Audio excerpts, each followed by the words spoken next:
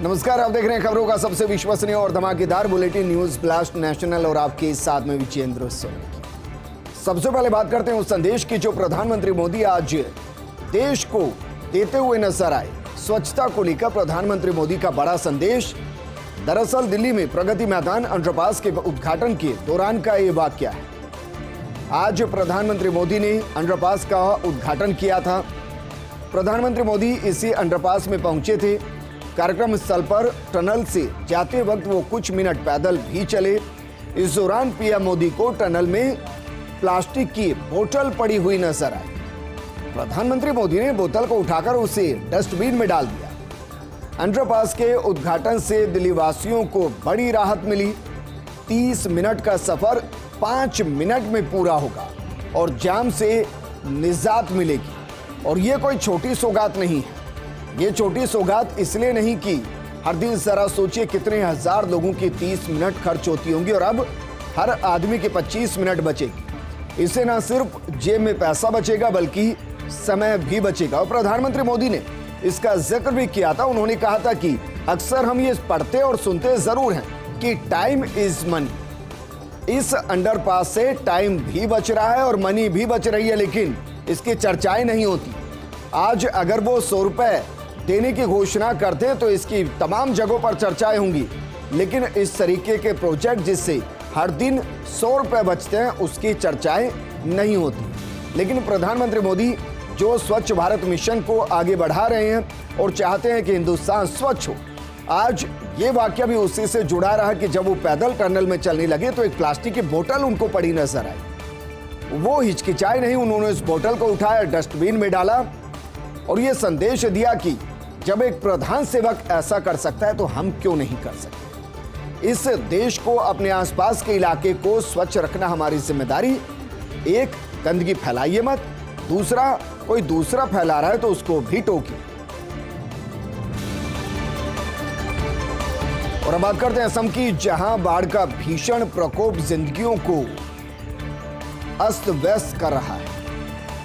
जरा सोचिए, 62 लोगों की भीषण बाढ़ की चपेट में आने से मौत हो गई। असम के विभिन्न जिलों की बात की जाए तो 30 लाख से ज्यादा लोग बाढ़ की चपेट में आए हैं, यानी कि जिनकी जिंदगी आज के वक्त में सामान्य नहीं। प्रधानमंत्री मोदी ने मुख्यमंत्री को फोन कर जानकारी मांगी है।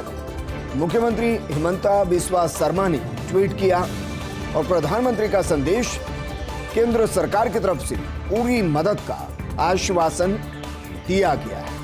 लेकिन जिस तरीके से हर साल बाढ़ का कहर नजर आता है, एक बार फिर से वही बाढ़ का कहर दिखाई दे रहा है। सवाल ये खड़ा होता है कि हर साल जब इस तरीके की समस्या आती है तो उसका स्थायी समाधान अभी तक क्यों नहीं किया गया। क्यों हर साल ऐसा होता है कि सैकड़ों जिंदगियां बाढ़ की चपेट में आकर हमेशा के लिए शांत हो जाती है। क्यों ऐसा होता है कि लाखों लोगों को अपने घर से बाहर निकलना पड़ता है, कहीं और शरण लेनी पड़ती है। क्यों ऐसा होता है कि जिंदगी भर की कमाई से जिन्होंने मकान बनाए होते हैं वो बाढ़ की चपेट में आते हैं। क्यों ऐसा होता है?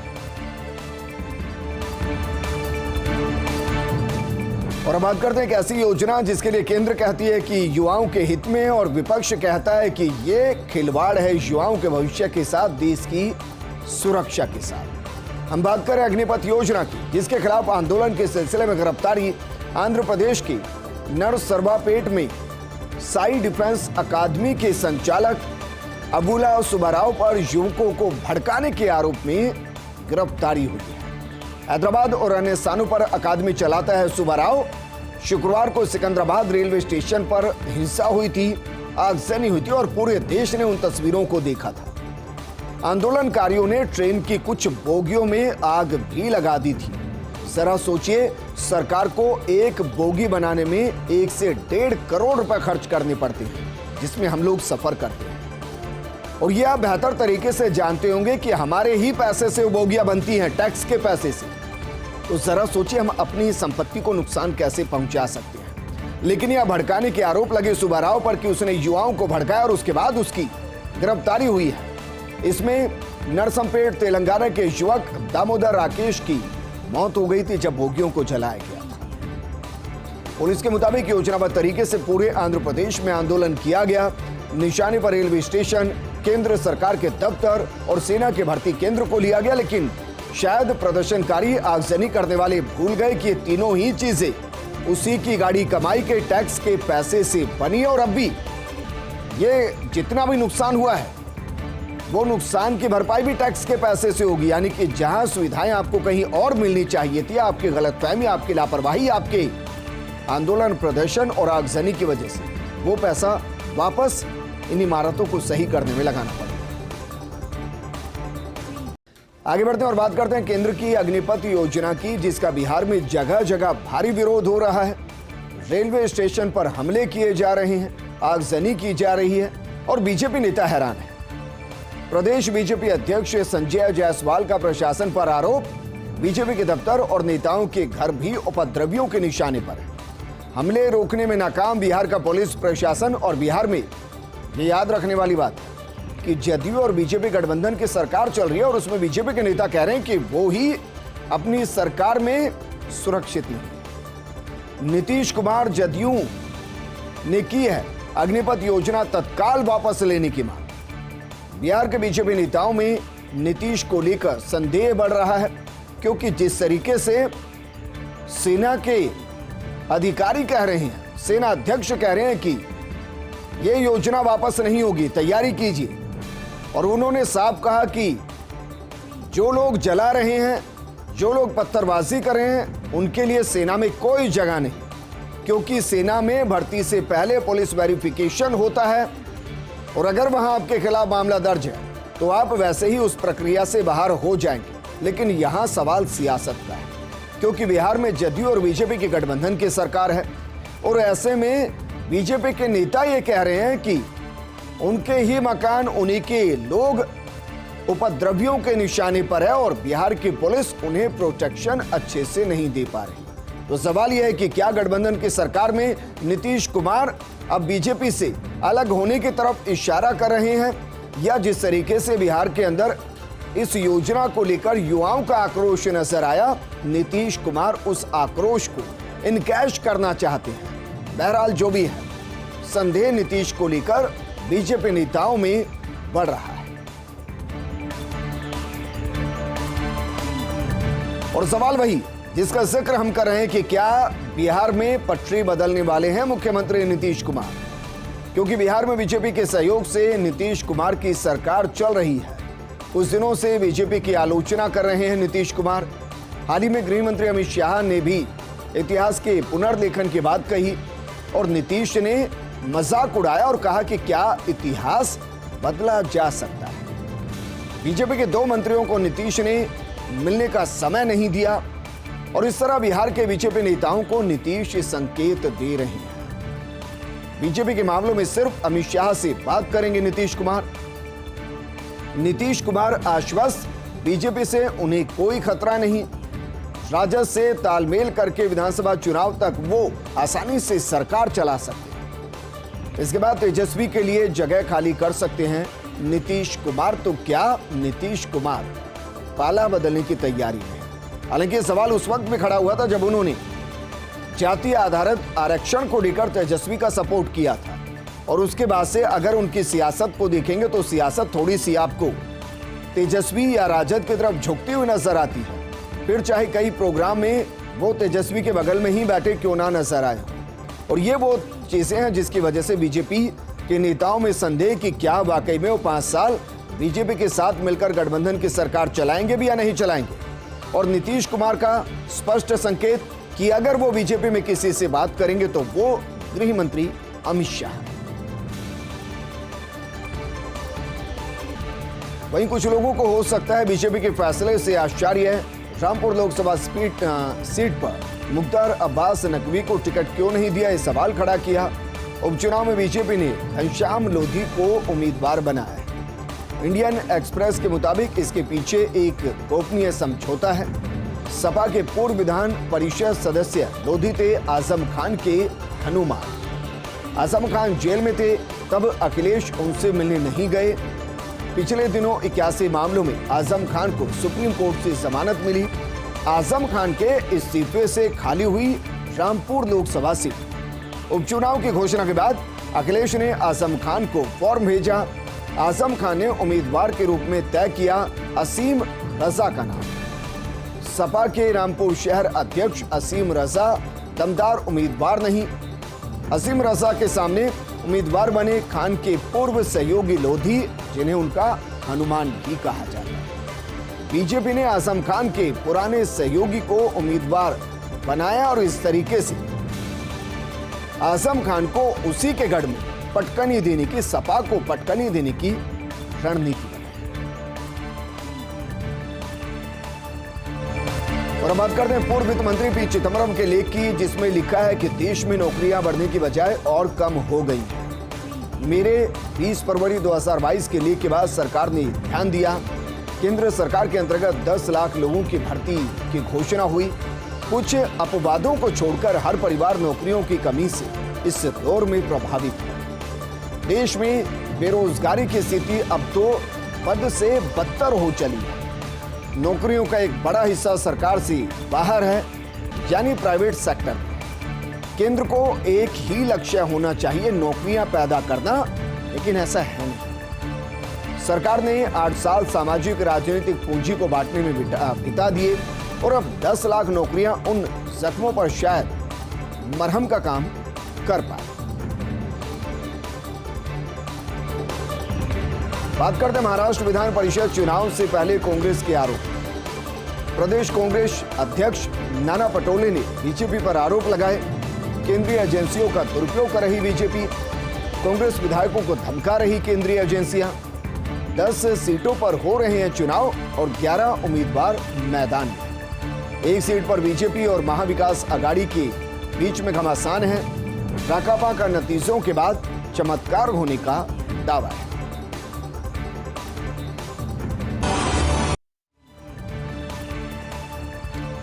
इनके बाद आपका स्वागत है। राष्ट्रीय सुरक्षा सलाहकार यानी कि एनएससी अजीत डोभाल की नई भूमिका सामने आई। पैगंबर की बेअदबी के मामले में दूर किया ईरान का असंतोष। हाल ही में भारत यात्रा पर आए थे ईरान के विदेश मंत्री नुपुर शर्मा के बयान का विरोध कर रहे थे। डोभाल ने कहा, चिंता ना करें, ऐसा करने वालों को सिखाया जाएगा सबक। इसके बाद ईरानी विदेश मंत्रालय की वेबसाइट से आलोचना हटा दी गई। राष्ट्रीय सुरक्षा सलाहकार की तरफ से बात की ना पुष्टि की गई और ना ही खंडन किया गया। विदेश मंत्रालय ने भी नहीं दी बातचीत की जानकारी।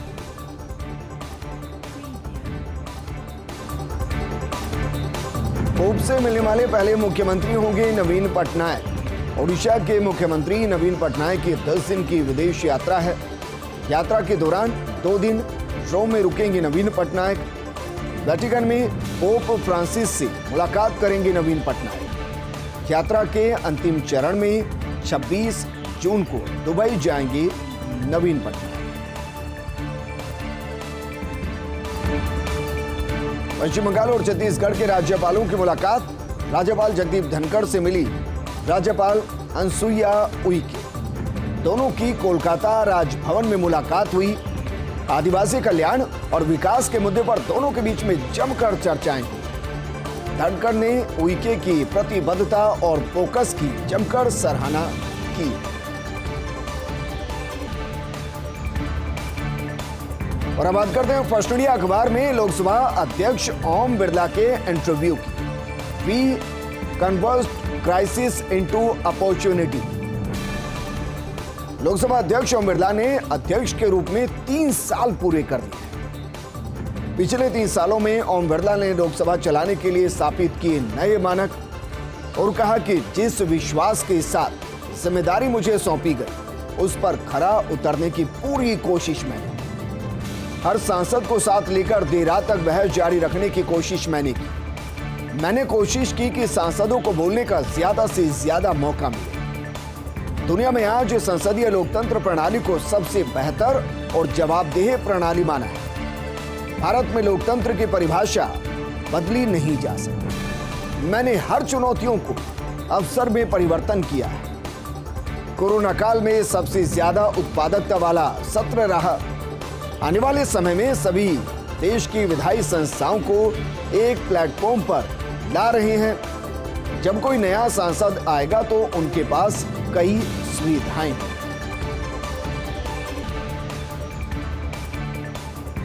18 जून को मनाया गया गोवा का स्वतंत्रता दिवस। इस मौके पर गोवा की स्वतंत्रता पर डॉक्यूमेंट्री फिल्म जारी की गई। मुख्यमंत्री प्रमोद सावंत ने उठाए सवाल, देश की स्वतंत्रता के 14 साल बाद स्वतंत्र क्यों हुआ गोवा, ये सवाल खड़ा किया गया। 18 जून 1946 को राम मनोहर लोहिया ने की थी अपील।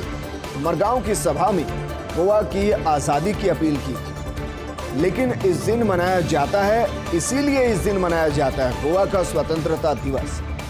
1961 में पुर्तगालियों के शासन से स्वतंत्र हुआ था गोवा।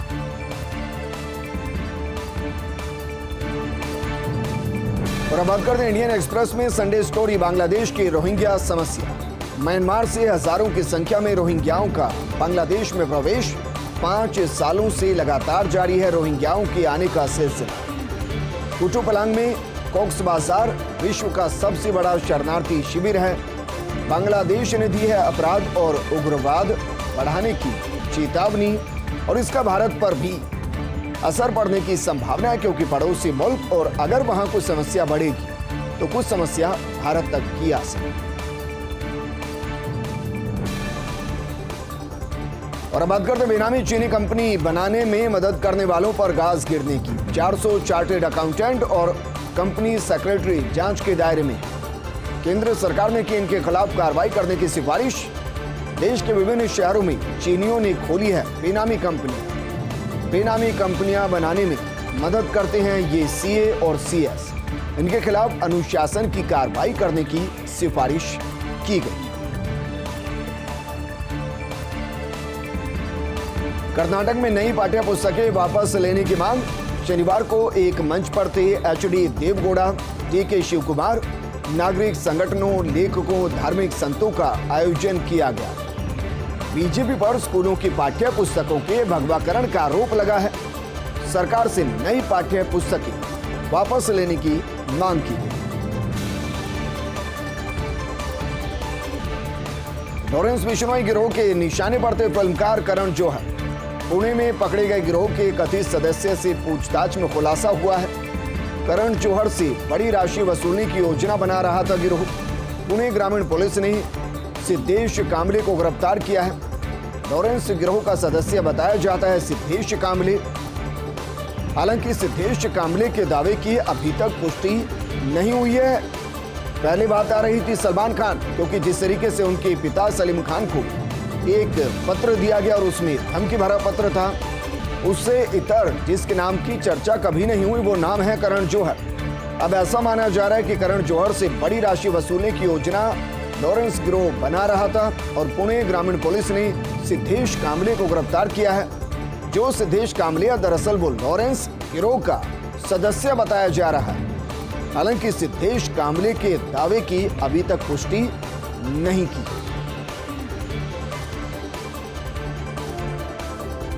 जयपुर शहर में धारा 144 लागू। सक्षम अधिकारी की पूर्व अनुमति के बिना रैली, जुलूस, प्रदर्शन पर पूर्ण रूप से प्रतिबंध लगा दिया गया। संबंधित पुलिस उपायुक्त या सहायक पुलिस आयुक्त ने उपायुक्त से लेनी होगी अनुमति।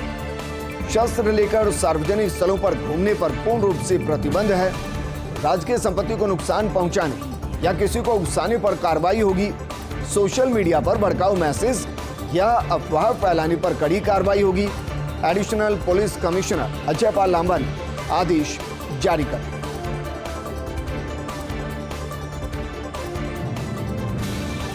वहीं लहसुन की गिरती कीमतों पर सरकार के खिलाफ आंदोलन की तैयारी। लामबंद हो रहे हैं मध्य प्रदेश और राजस्थान के किसान। और जो इलाके सबसे ज्यादा प्रभावित हैं वो है दरअसल कोटा, यानी कि हाड़ौती का इलाका, जिसे वैसे भी खेती के लिए काफी विख्यात माना जाता है। और कोटा के अलावा झालावाड़, बारां। मध्य प्रदेश की बात की जाए तो रतलाम, मंदसौर, नीमच और उज्जैन, इन जिलों में होता है पूरे देश का 50% लहसुन उत्पादन। लहसुन उत्पादन कर रहे सरकार से उपज खरीदने की मांग, और सरकार की तरफ से न्यूनतम समर्थन मूल्य पर खरीदी की मांग की जा रही है, यानी कि मांग की जा रही है कि एमएसपी पर लहसुन की खरीद की जाए। इस बुलेटिन में फिलहाल इतना ही, लेकिन आप बने रहिए फर्स्ट इंडिया न्यूज के साथ, क्योंकि खबरों का सिलसिला लगातार जारी है। नमस्कार।